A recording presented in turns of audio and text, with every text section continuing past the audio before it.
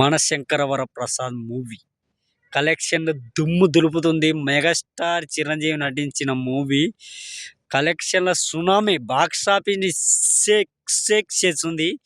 ఈ పోటీలో యంగ్ హీరోలని మించి సీనియర్ హీరోలు ముందుకెళ్ళిపోతున్నారు, దూసుకెళ్ళిపోతున్నారు. ఈ మూవీ కలెక్షన్ల విషయానికి వస్తే 12వ తారీఖు రిలీజ్ అయింది. 3 రోజులైంది సినిమా రిలీజ్ అయ్యి. ఈ మూవీ 3 రోజులకే 150 కోట్ల కలెక్షన్ కొల్లగొట్టింది.